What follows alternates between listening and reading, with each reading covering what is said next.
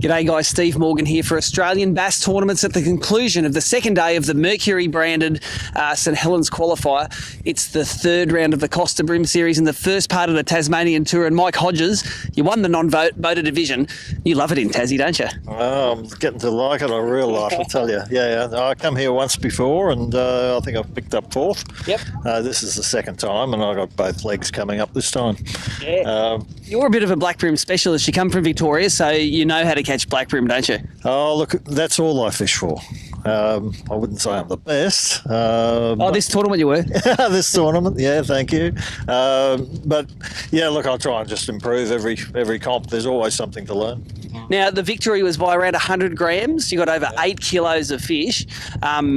It's a great fishery, isn't it? When you find the fish and they bite, they fight hard, they're fat. It's a great place to be, isn't it? Yeah. There's so many options here with the flats, the racks, the edges, and being very tide dependent. It's very different for me because fishing landlocked estuaries and back home in Victoria, we don't have to depend on the tide so much. Yeah. Now, run us through your tackle you use. I see you've got a cranker shallow diving minnow there. Run us through your equipment for the weekend. Yeah, the cranker minnow, jolly tail. I threw that most of the weekend.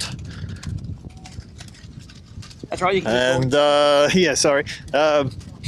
on a 4-pound leader,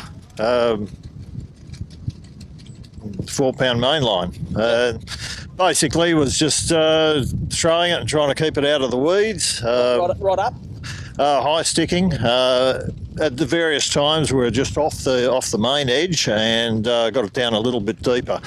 Most of my fish though come from the sand, virtually 2 metres from the edge of the water. Yep. In this very, very fine brown weed. You couldn't see the fish, but they were there. Yeah. It's funny here, isn't it? Like you think there can't possibly be a fish that shallow, and then they're one on your lure. It's amazing. Yeah, and they were the four I got yesterday after my small 26er were all kilo fish, or kilo plus, as it turned out. I upgraded the other one a bit later.